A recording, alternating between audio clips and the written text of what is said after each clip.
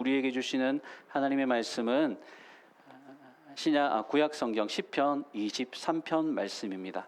너무나도 잘 아시는 말씀인데요. 시편 23편 1절 한 절입니다. 구약 819쪽에 있고요. 우리 말씀 찾으셔서 한 절이니까 다 같이 한 목소리로 찾으셔서 같이 합독하도록 하겠습니다. 시편 23편 1절 말씀, 찾으신 줄 알고 함께 하나님 말씀 읽도록 하겠습니다. 시작. 여호와는 나의 목자시니 내게 부족함이 없으리로다. 한 번 더 읽을게요. 시작. 여호와는 나의 목자시니 내게 부족함이 없으리로다. 아멘. 자, 이제 본격적으로 여러분 7월 달이 시작되었죠. 무더위가 이제 정말 여름이구나 싶은 날씨들이 계속되고 있습니다. 어제가 여러분 7월 6일이요. 이 절기상으로 하자면 소서라고 하더라고요. 화면에 하나 띄워주시겠습니까? 소서라는 거는요, 작은 더위라는 뜻이 있는데 하지하고 대서 사이에 하지가 시작되고 그 다음에 소서 대서로 이어진다고 해요. 그래서 이때를 중심으로 소서를 중심으로 해서 본격적인 더위가 여름철이 시작된다라고 보시면 된대요. 그리고 장마 시기가 딱 이 소서랑 맞물리거든요. 그러니까 아주 덥고 또 후덥지근하고 비가 많이 오는 때, 이때가 바로 소서라고 합니다. 그래서 그런지 지난 주간에 이 장마인데도 비도 왔다가 안 오고 또 날씨도 엄청 덥고 습도도 높고 밤에 좀 잠 잘 주무셨는지 모르겠습니다. 그런 날씨가 바로 이제 소서라고 하더라고요. 농촌에 가면요, 이 소서 때 어떤 일을 하냐면 하지 무렵에 모내기를 끝낸 모들이 한창 이제 뿌리를 내리고 자라는 시기이기 때문에 이때 소서 무렵에 김매기를 한답니다. 여러분 김매기가 뭔지 아시죠? 잡초 뽑는 거. 논에 가서 이제 벼 옆에 있는 쓸데없는 잡초들 다 뽑아내는 게 김매기입니다. 소서 때 김매기를 확실하게 해 놓아야지, 그래야지 가을에 이 결실이 수확이 풍성해진대요. 이 농사라는 게 그렇더라고요. 농사가 타이밍이거든요. 때에 맞춰서 뭔가를 해야 될 거를 딱딱 해야지 이렇게 풍성한 결실이 있습니다. 이 김매기를 소서 때 잘 안 해놓으면 나중에 힘들게 된다라고 하는 것이죠. 그래서 어느 글에 보니까는 소서를 가리켜서 이렇게 표현했더라고요. 풍요를 기원하며 더위와 맞서는 구슬땀. 이게 소설이에요.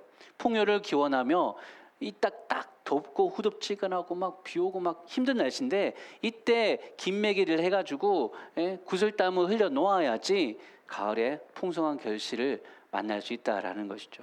소설은 바로 이런 계절인 것 같습니다. 저는 이 여름이, 소설을 맞이하고 시작되는 이 여름이 우리에게 영적 성숙을 소망하며 무더위와 맞서는 말씀과 기도의 구슬땀이 우리 가운데 있기를 주의 이름으로 축원합니다.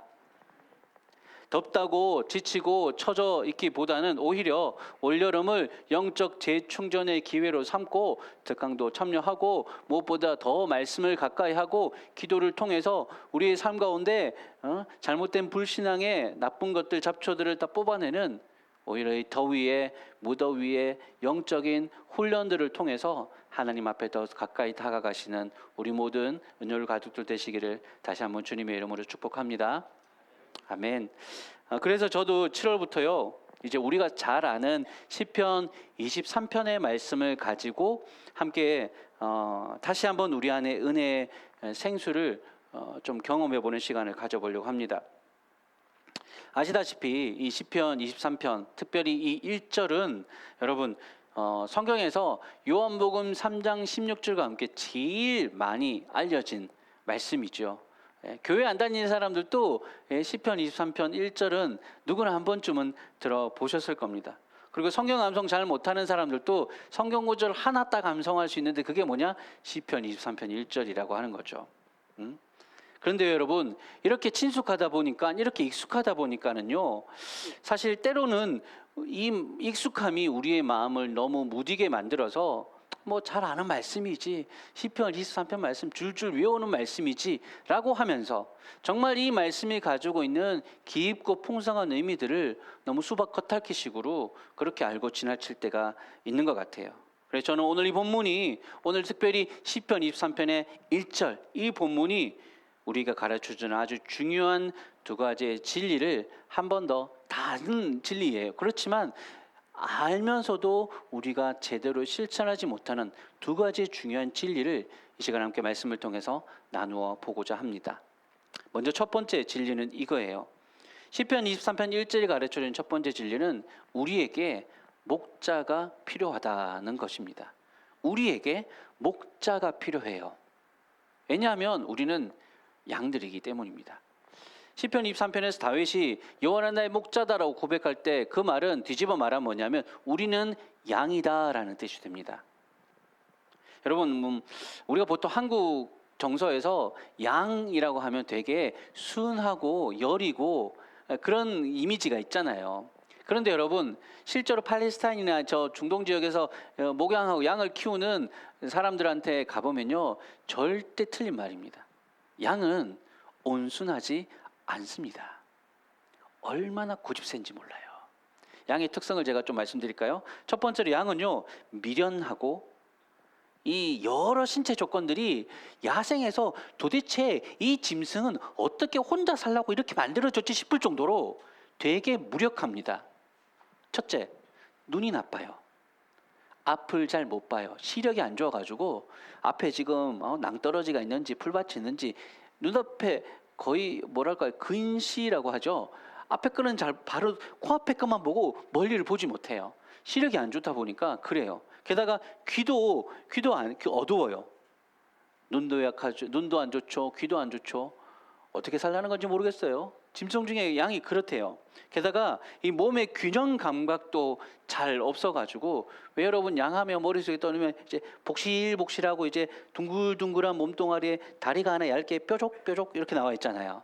그러니까 좀 부실해요. 여러분, 상체 비만이 막 이런 거예요. 팔다리 가늘고 부실하고. 그러다 보니까 이게 균형 감각이 좀 없어가지고 넘어졌을 때 잘 못 일어난대요. 한번 뒤집어지면요, 지 스스로 이렇게 벌떡 이렇게 잘 못한대요. 얼마나 미련한지.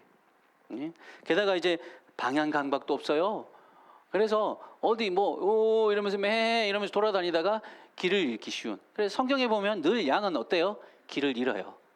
지 마음대로 돌아다니다가 길을 잃는 게 양입니다. 또 맹수로부터 자신을 보호할 만한 날카로운 이빨이나 발톱 이런 거 하나도 없어요. 그러다 보니까 이 양이라는 존재는요, 여러분, 목자 없이 혼자 힘으로는 살아갈 수 없습니다. 양은 그래요. 누군가가, 목자가 곁에서 돌보아 주지 않으면 돌봄의 손길이 없이 스스로 혼자서 살아갈 수 없는 존재가 양이에요. 여러분, 그리고 바로 이 사실 때문에 양은 우리랑 매우 닮았습니다. 우리도 내 힘만 가지고 내 스스로의 힘만으로는 제대로 살 수 없는 존재들입니다. 현대인들이 자주 듣는 말 중에 이런 말이 있죠. 너의 인생의 주인은 너야. 네가 마음만 먹으면 넌 뭐든지 할 수 있어. 너 자신을 믿어. 넌 대단한 존재야. 이런 말들을 들을 때가 있습니다. 물론 너무 자신감이 없는 사람한테 격려하고 자신감을 불어넣어주기 위해서 이런 말들을 할 필요는 있죠. 그런데 여러분, 사실 우리가 조금만 인생을 살아가면 알 수 있어요. 삶이라는 것이 그렇게 호락호락하지 않다는 것을 우리는 발견하게 됩니다. 인생을 조금만 더 살아보면 우리라는 존재가, 우리 인생이 참 나라는 존재가 그 인생 앞에서, 세상 앞에서 참 때로는 무기력하고 때로는 참 무능한 존재라는 사실을 절절하게 느낄 때가 있어요. 참 인생이 내 뜻대로 안 굴러가네라고 느낄 때, 여러분 그럴 때 있잖아요. 맘먹은 대로 안 되는 거. 지난주에 앞서도 말씀드렸지만 서울시청 앞 교차로에서 일어난 차량 사고 때문에 그냥 아무 잘못 없이 그냥 길을 가던 행인이 9명이나 사망하는 안타까운 사건이 있었습니다. 너무나도 슬프고 황망한 사건이었죠. 참 생각해보면요, 우리는 아무리 똑똑하고 재능 있고 돈이 많아도 이런 갑작스레 찾아온 일들 앞에서는 아주 무력합니다. 그렇게 사고 날 줄 누가 알았겠습니까? 아무도 몰랐습니다. 삶에 대해서 우리가 좀 제법 내가 그래도 인생을 좀 안다라고 생각하다가도요, 이처럼 한 번도 경험해보지 못한 새로운 일들을 맞닥뜨리게 되면 참 우리 자신이 내가 참 약하구나, 내가 참 무력하구나 라는 것들을 우리가 느낄 때가 있다라고 하는 것이죠. 여러분, 그럴 때 없습니까? 갑자기 찾아오는 사고, 갑자기 찾아온 질병, 또 문제들, 환경들, 상황들, 나의 의지와 의사와는 상관없이 이렇게 휘몰아치는 그런 것들 앞에서 참 내가 너무 약하고 무력하다라는 것들을 우리는 느낄 때가 종종 있습니다. 그럴 때 우리에게 목자가 필요한 거죠. 그럴 때 우리는 누군가가 나를 좀 옆에서 도와주고 인도해 주는 사람 좀 있었으면 좋겠다라는 그런 생각을 하게 되지 않습니까? 누군가가 우리의 삶에 제대로 답을 가지고 있고, 누군가가 우리의 삶을 제대로 이렇게만 살면 돼라고 말해줄 수 있는 그런 목자가, 그런 존재가 우리는 필요합니다. 그렇지 않습니까, 여러분? 만약에요, 여러분이 아마추어 등산가라고 한번 생각해 보세요. 등산을 정말 좋아하고 할 수 있는, 우리나라 웬만한 산들은 내가 한 번씩 다 찍어봤다라고 그렇게 여기는 사람이 있다고 생각해 봅시다. 우리가 그런 사람이라고 한번 생각해 봐요. 그런 사람에게 평생의 버킷리스트, 내 인생에 꼭 한번 해보고 싶은 하나가 있다면 바로 에베레스트, 세계에서 제일 높다고 하는 8,800m, 그 에베레스트 한번 올라가 보고 싶은 게 인생의 버킷리스트라고, 그렇게 한번 생각해 보자는 거죠. 자, 내가 아마추어 등산가고 내 평생의 버킷리스트가 정말 평생에 죽기 전에 딱 한번 해보고 싶은 게 에베레스트 올라가는 거다라고 하고, 그리고 진짜로 살다가 정말 그 기회가 딱 생겼다고 한번 생각해 보십시오. 여러 가지 재정이라든지 시간이라든지 다 이게 준비됐어요. 내 인생이 정말로 우와, 내가 그렇게 꿈꾸던 에베레스트를 갈 수 있게 되었다라고 생각해 봅시다. 자, 그때 제일 먼저 준비해야 되는 게 뭔지 아세요? 에베레스트에 올라가기 위해서 제일 먼저, 가장 중요하게 제일 먼저 해야 되는 게 뭔지 아세요? 등산화 사는 거. 아주 비싸고 좋은 등산화, 아주 가가지고 아주 비싼 에베레스트 추위에도 절대 끄떡없을 엄청 두꺼운 파카 하나 사는 거, 옷부터 장만하는 거, 그것도 물론 필요하겠지만 에베레스트에 오르기 위해서 누구나 절대로 피해갈 수 없고 무조건 해야 되는 게 첫 번째가 하나인데, 그게 뭐냐면 세르파, 즉 그 산을 오를 인도자를 먼저 정해야 돼요. 화면에 한번 띄워주시겠어요? 세르파라는 사람들이 있어요. 이 에베레스트 네팔에 살고 있는 현지 원주민들인데요. 이 에베레스트 산에서 사는 사람들이다 보니까 길도 잘 알고요, 기후도 잘 알고요. 심지어 어떤 세르파는요, 그냥 일주일에 한 번씩, 그냥 2주에 일주일에 한 번씩 2번이나 에베레스트 왔다 갔다 하는 사람도 있대요.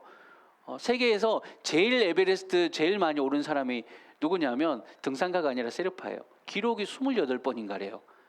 누구는 평생 가도 한 번도 못 오르던 에베레스트를 어떤 세르파는 28번이나 올랐대요. 그래서 이게 세계 신기록에 잡혀 있다는데, 세르파라는 이들이 함께 등반해야지 무조건이에요. 이거는 선택이 아니라 필수인 거예요. 아무도 혼자서 자기 혼자 힘으로 에베레스트에 오른 사람은 지금까지 없어요. 무조건 보면요, 항상 저 사진을 보면 2명 있어요.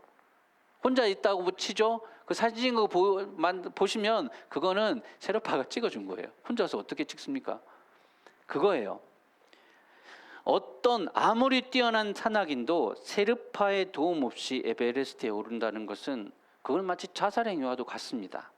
누구보다도 산을 잘 알고 산 위에서 일어나는 시시각각에 변하는 기후나 환경이나 또 길의 문제들, 여러 가지 것들 가장 능숙하게 파악하고 있는 사람들이 바로 이 현지인 세르파, 이 산악 안내인들이기 때문입니다. 자, 여러분, 우리 인생을 우리가 목자 없이 그냥 내 힘으로 살겠다라고 하는 거는요, 마치 이처럼 에베레스트를 등반하는데 세르파 없이 혼자 가겠다라는 거와 똑같아요. 무모한 겁니다. 아무리 우리 주변에서 자수성가했다, 내 스스로의 힘으로 성공했다라고 그렇게 말하는 사람들을 봐도요, 사실은 적어도 무언가 어떤 책을 통해서든 무엇을 통해서든 자기에게 영감을 주고 옆에서 이렇게 사는 것이 진실한 삶이다, 이렇게 살면 성공할 수 있다, 누군가가 가르쳐 주든지 도와줬기 때문에 그 자리에 올라올 수 있었던 거예요.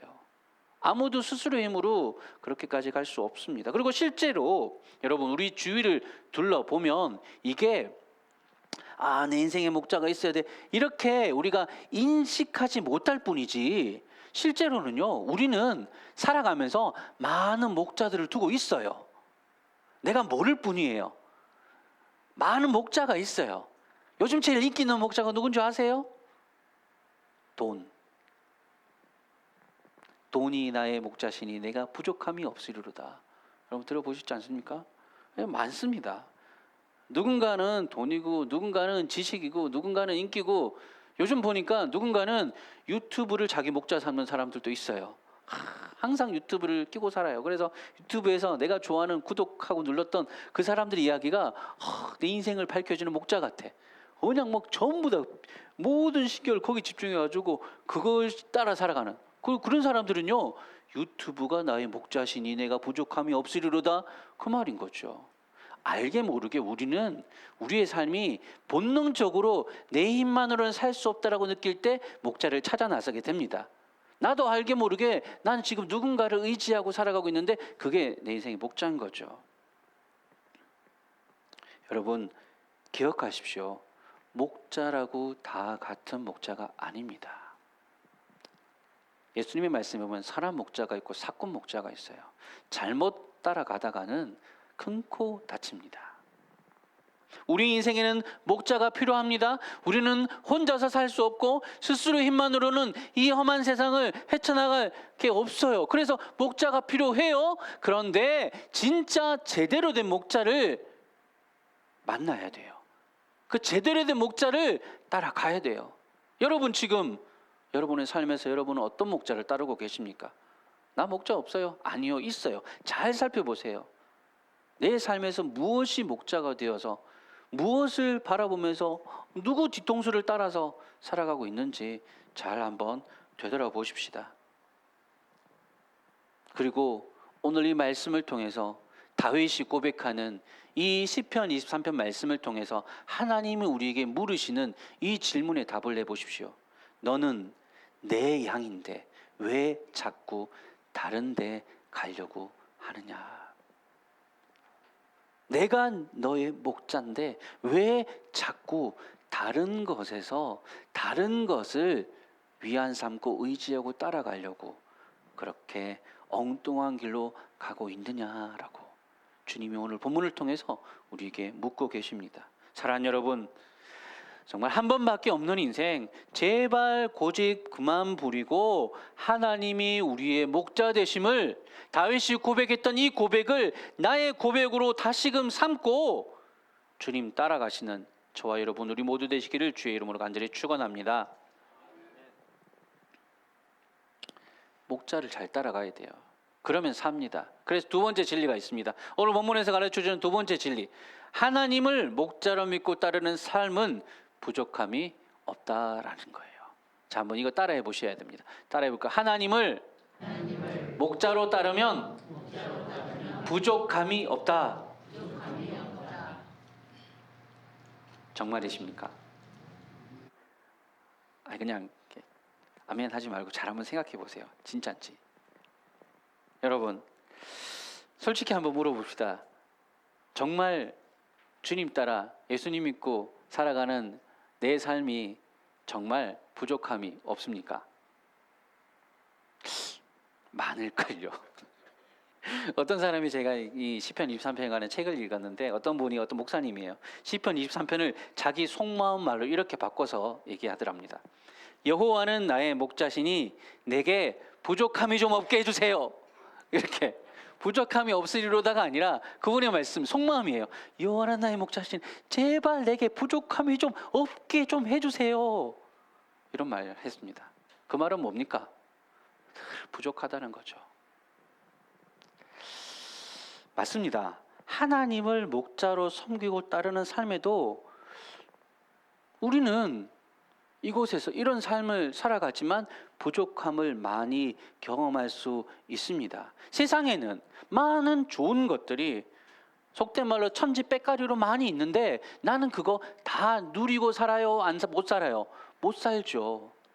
그러니까 우리는 늘 부족함을 느낍니다. 시간이 나면 백화점에 한번 가보시겠습니까? 백화점 가가지고 명품관이라든지 그런 데 가가지고 뭐 옷 좋아하시는 분은 의류의 그 매장 가가지고 한번 쫙 한번 훑어보십시오. 사고 싶은 거 투성이지 않습니까? 그런데 살 수 있어요? 없어요? 물론 살 수 있는 분도 계신 줄로 믿습니다. 하지만 보통은 고민이죠. 항상 그 왜 있잖아요, 여러분, 그 드라마 같은 데서 정말 엄청난 재벌들 나올 때 한번 이런 거 한 번씩 나와요. 뭐 매장 같은 데 가가지고 저 이 끝에서부터 저 끝까지 다 포장해 주세요. 이런 거 있잖아요. 제가 정말 한번 해보고 싶은 게 백화점 가가지고 저 여기서부터 이 끝에 있는 거 요거 다 포장해 주세요. 제가 한 번에 결제할게요. 일시불이요? 여러분 한번 해보고 싶지 않으세요? 그런 거? 일시불이요? 이런 거. 근데 여러분 아시다시피 우리는 한 번도 그래 본 적이 없습니다. 그리고 앞으로도 제 생각에는 저는 한 번도 앞으로도 뭐 그래 볼 기회가 없을 것 같아요. 항상 우리는 어때요? 늘 통장 잔고와 카드 한도를 늘 머릿속에 유념을 하고 살아가야 돼요. 내가 이걸 긁을 때 카드를 딱 결제를 할 때 몇 개월로 하시겠어요? 몇 개월 해야 되지? 막 이런 거 생각. 항상 우리는 그러잖아요. 우리는 부족함을 늘 느끼고 살아갑니다. 어쩔 수가 없어요. 항상이죠. 이 정도면 만족할 것 같은데 나보다 더 많이 가지고 있는 사람이 항상 있거든요. 세상에서 제일 부자인 사람도 자기보다 자기가 못 가진 걸 가진 사람들을 부러워하게 되어 있어요. 그러니까 항상 우리는 무언가 늘 내게 있는 것을 기억하기보다 내가 가지지 못한 것이 더 커 보이기 때문에 사람의 심리라는 것이 그렇기 때문에 늘 우리가 소유나 물질이나 이런 것에 대해서는 우리가 부족함을 느낄 수밖에 없습니다. 그런데 여러분 우리가 여기서 오늘 본문에서 다윗이 고백한 내게 부족함이 없으리로다라고 할 때 이 부족함이 없다는 것, 즉 만족한다는 것의 기준을 새롭게 만들어야 돼요. 세상적인 기준으로 돈의 기준과 가치를 따지자면 우리는 절대 만족할 수가 없기 때문입니다. 우리의 참된 만족을 내가 무엇을 소유했는가에 둔다면 결코 만족할 수가 없어요. 세상의 물질과 풍요라고 하는 것은 만족을 모르는 밑빠진 독과 같기 때문입니다. 자주 들어보셨을 거예요. 어떤 한 부자에게 기자가 질문했대요. 선생님, 정말 세상에서 제일 많은 돈을 갖고 계신 부자이신데 과연 돈이 얼마나 있으면 우리가 만족할 수 있을까요? 라고 그 부자에게 물었대요. 그 부자가 뭐라 했는 줄 아십니까? 그 많은 돈을 세상에서 제일 부자인 사람이 뭐라고 했냐면요, 지금보다 조금 더 있으면 만족할 거예요 라고 말을 했답니다. 그 부자조차도 평생 써도 뭐 어떤 사람들 보면 어떤 유명인들 스포츠 스타들 보면요 막 하루에 막 몇 억씩 벌어요. 일주일에 한 경기 2땅 뛰고 한 10억 벌어요. 그 사람들 그렇게 벌어가지고 좀 한번 속으로 한번 생각해봐요. 저거 도대체 평생을 하루에 얼마씩 써야지 저 사람 평생에 모아놓은 돈 다 쓸 수 있을까 싶을 정도로. 그런데도 그런 사람들이 만족해요? 아니요. 저는 부자가 만족했다는 얘기를 한 번도 들어본 적이 없습니다. 소유를 가지고서는 절대 우리가 만족할 수 없다라고 하는 것이죠. 그러니까 만족한다는 것의 기준이 다시 새롭게 만들어져야 돼요. 뭐냐 하면 우리가 진정으로 부족함을 느끼지 않는 상태가 언제인지를 우리가 알아야 된다는 거죠. 여러분, 언제 가장 나 이제 만족했어, 나 이제 더 필요 없어 라고 언제 우리의 영혼의 상태, 마음의 깊은 곳으로부터 야 이제 괜찮아 라고 느껴질 때가 언제입니까, 여러분? 마음속 깊은 곳에서부터 내 존재 전체가 전적으로 받아들여지고 영원토록 흔들림 없이 책임져주는 존재를 만날 때 그때 우리 영혼은 만족을 얻습니다. 그때 우리 영혼은 이제 부족함이 없네요라고 말할 수 있게 되는 것입니다. 다윗이 바로 그 존재를 만난 거죠. 누굽니까? 여호와 하나님. 그래서 이렇게 고백합니다. 여호와는 나의 목자시니 내게 부족함이 없으리로다. 우리의 인생이 하나님을 만날 때 그 하나님 때문에 우리의 삶에 참된 만족을 경험하게 되는 줄을 믿으시기 바랍니다. 오직 하나님만이 나를 모태에서 지음받을 때부터 내 모든 것을 속속들이 아시는 분입니다. 내가 어떤 삶을 살았고 어떤 길을 걸어왔는지 말하지 않아도 하나님만이 다 알아주십니다. 그리고 예수님만이, 오직 예수님만이 우리의 마음의 깊은 두려움과 절망으로부터 우리를 건져주시고 죄와 사망의 저주로부터 우리를 자유케 해주실 수 있는 분입니다.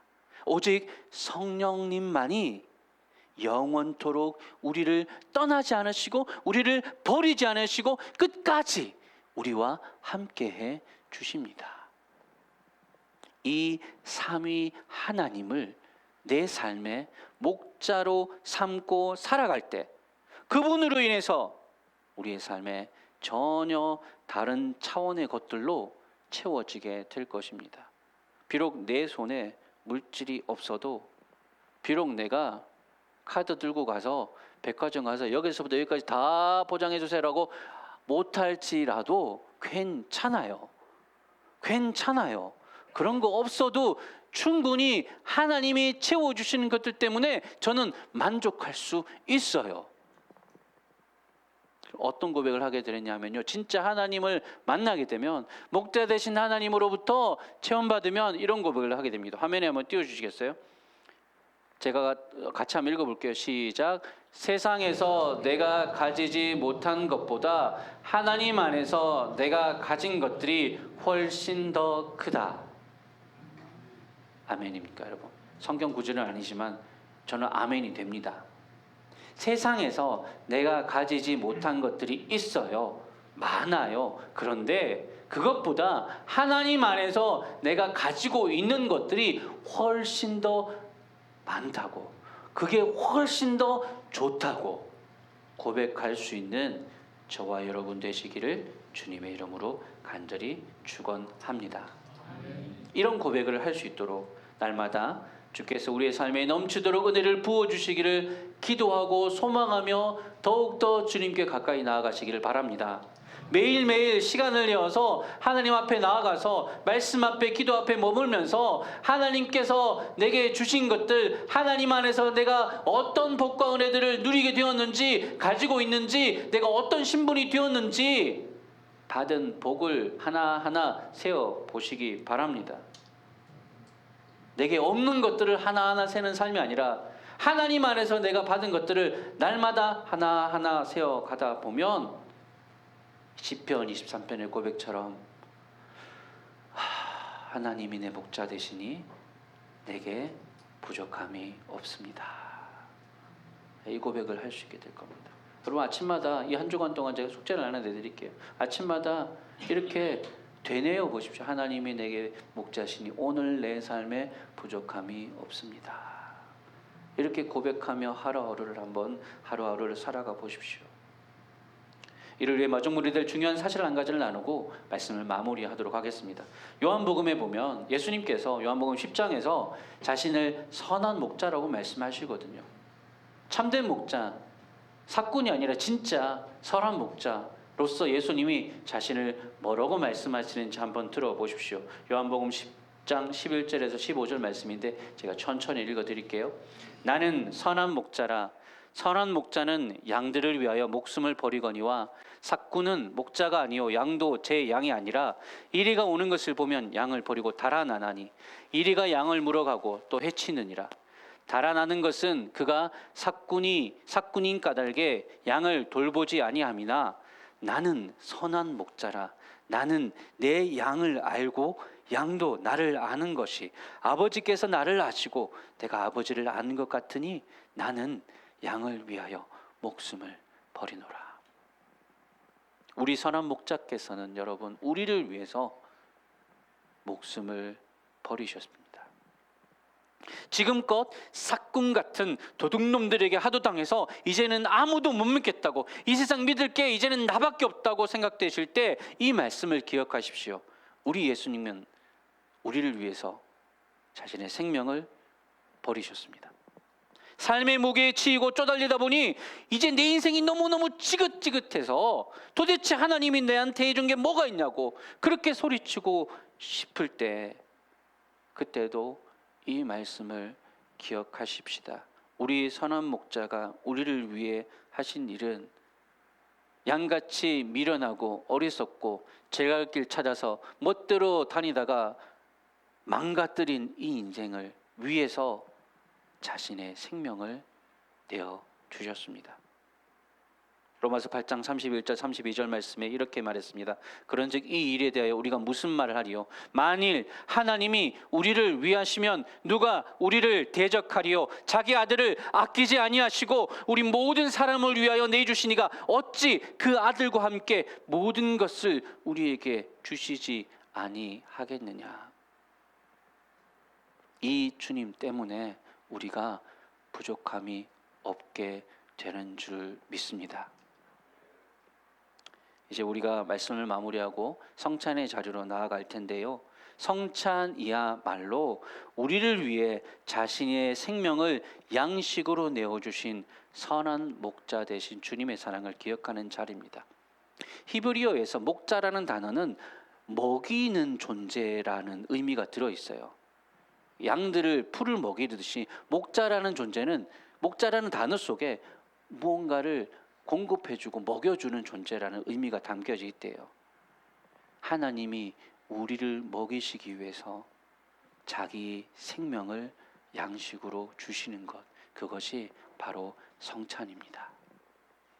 우리를 위해서 내어주신 살과 피가 오늘 내 영혼을 살리는 양식이 되어서 우리도 그 양식 먹고 주님 안에 거하면서 다윗의 고백처럼 여호와가 내 목자시니 주님이 주시는 양식으로 인해 내가 부족함이 없습니다라고, 그렇게 마음 깊은 곳으로부터 함께 주님 앞에 이 믿음의 고백을 올려드리실 수 있는 우리 모든 믿음의 교우들 다 되시기를 주님의 이름으로 축원합니다. 아멘. 우리 함께 이 말씀을 기억하시면서 같이 성찬의 자리로 나아가겠습니다.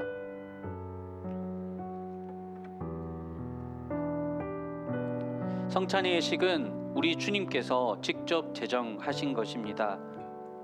그의 죽으심을, 그분이 다시 오실 때까지 기억하라고 우리에게 부탁하신 예식입니다. 우리는 성찬을 통해서 그리스도의 죽음과 생명에 신비롭게 연합하게 되고, 성찬을 통해서 그의 피와 그의 몸을 상징하는 떡과 잔을 먹고 마심으로 우리를 위해 죽으심을 본받아 주를 위해 살기로 다짐하고 결단하는 시간입니다.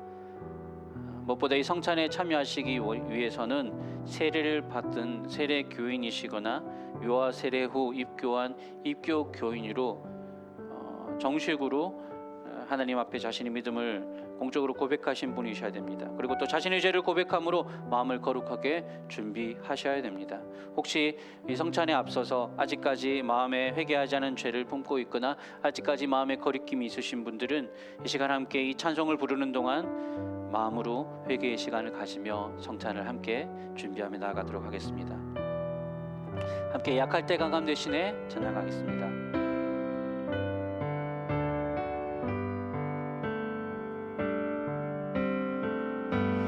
약할 때 강함 되시네 나의 보배가 되신 주 나의 모든 것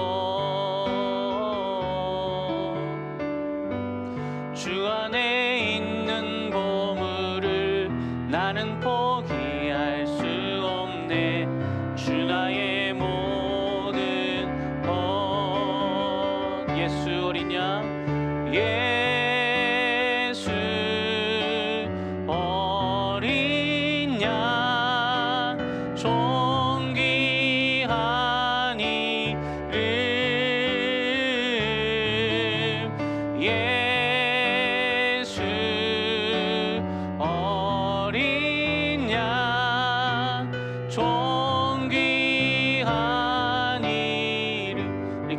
마음으로 십자가 죄사하셨네, 십자가 죄사하셨네. 주님의 이름 찬양해, 주 나의 모든 것. 쓰러진 나를 세우고, 쓰러진 나를 세우고, 나의 빈잔을 채우네, 주 나의 모든 것. 함께 믿음의 고백으로 예수 어린 양, 예수 어린 양, 존귀한 이름, 존귀. 나를 사랑하사 나를 위해서 십자가에서 자신의 몸을 내어주신 그 주님의 은혜를 기억하시면서 예수 어린 양, 존귀한 이름. 아멘. 우리 장로님들이 이제 앞으로 나와주시고요. 이제 먼저 떡을 떼고 잔을 나누기 전에 우리 사도 바울이 고린도전서 11장에 기록한 대로 우리 주 예수 그리스도께서 어떻게 성만찬을 제정해 주셨는지 성만찬의 말씀을 들어보시기 바랍니다. 내가 너희에게 전한 것은 주께 받은 것이니 주 예수께서 잡히시던 밤에 떡을 가지사 축사하시고 떼어 이르시되 이것은 너희를 위하는 내 몸이니 이것을 행하여 나를 기념하라 하시고, 식후에 또한 그와 같이 잔을 가지시고 이르시되 이 잔은 내 피로 세운 새 언약이니 이것을 행하여 마실 때마다 나를 기념하라 하셨으니 너희가 이 떡을 먹으며 이 잔을 마실 때마다 주의 죽으심을 그가 오실 때까지 전하는 것이니라. 아멘. 먼저 분병과 분잔례를 하도록 하겠습니다.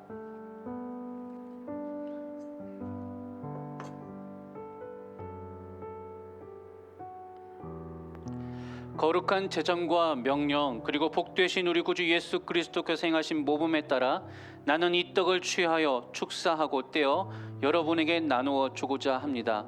이 떡은 우리를 사랑하사 우리를 위해서 십자가에서 자신의 몸을 찢으신 예수 그리스도의 몸을 기억하고 기념하는 것입니다.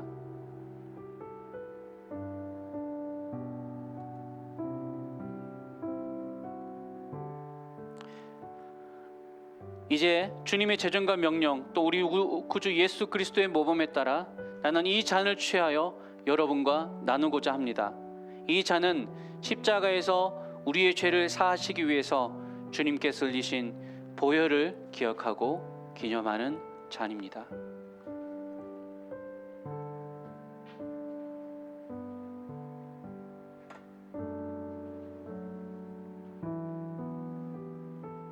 제가 기도하고 성찬을 나누도록 하겠습니다. 기도하시겠습니다. 사랑하는 주님, 이 시간 주님께서 명하신 대로 성찬의 상을 베풀고 우리가 함께 나와 이곳에서 빵을 떼고 잔을 나누겠습니다. 이 자리에 성령으로 임재하셔서 십자가에서 우리를 위해 찢으신 몸을 상징하는 이 떡과 흘리신 피를 상징하는 이 잔을 우리가 먹고 마실 때에 주님과 신비로운 연합을 통해 이 빵과 잔이 우리를 살리는 생명의 양식이 되게 하옵소서. 예수님의 이름으로 기도합니다. 아멘. 이제 두 줄로 가운데 통로를 이용해서 앞으로 나오셔서 떡을 떼시고 장로님으로부터 잔을 받으셔서 자리에 돌아가셔서 다 함께 먹을 때까지 좀 기다려 주시기 바랍니다. 예, 두 줄로 앞으로 나오셔서 하나씩 받아가시면 되겠습니다. 떡을 떼시고 잔을 받으시기 바랍니다.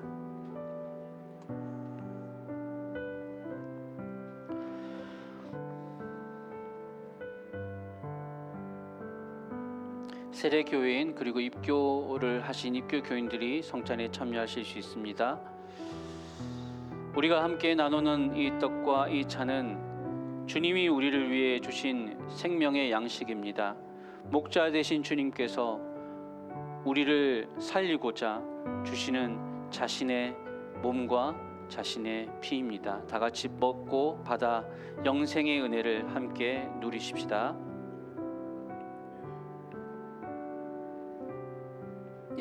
떡을 먼저 떼시고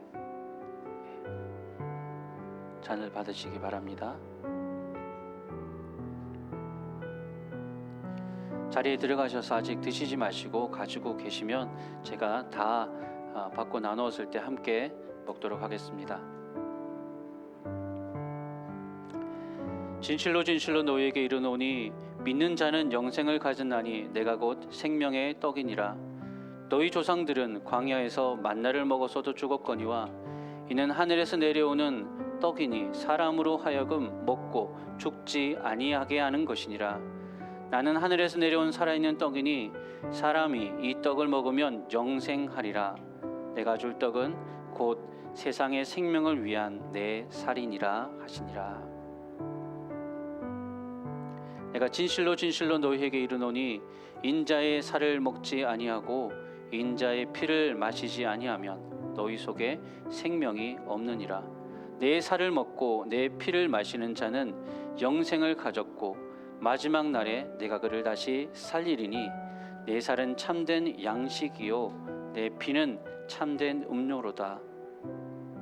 내 살을 먹고 내 피를 마시는 자는 내 안에 거하고 나도 그의 안에 거하나니 살아계신 아버지께서 나를 보내심에 내가 아버지로 말미암아 사는 것 같이 나를 먹는 그 사람도 나로 말미암아 살리라. 아멘. 혹시 세례 교인들 중에 떡과 잔을 받지 않으신 분 없으십니까? 예, 다 받으셨습니까? 네, 장로님들도 취하시고 다 받으셨으면 이 시간 개인적으로 잠시 묵도하고 함께 떡과 잔을 먹고 마시겠습니다.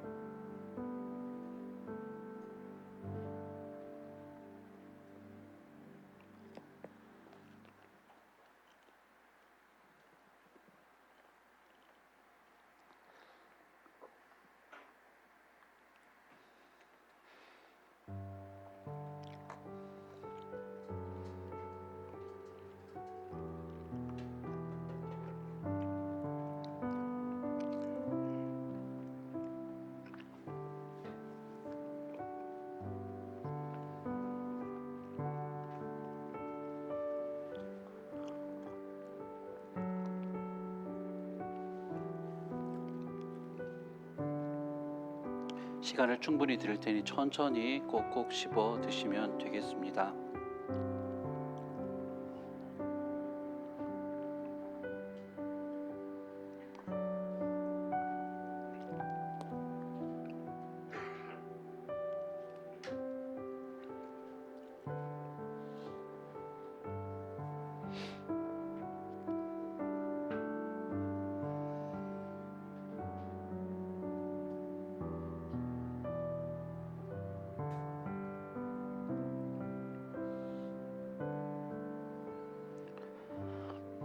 방금 우리가 먹고 마신 이 떡과 이 포도 주스가 단순히 우리의 육신의 몸에 유익을 주는 양식일 뿐만 아니라 우리가 기도하는 마음으로 우리가 이 성찬에 참여하게 될 때 성령께서 신비한 은혜를 통해서 우리의 영혼을 살리는 양식으로 만들어 주실 것입니다. 천천히 꼭꼭 드시면 되겠습니다.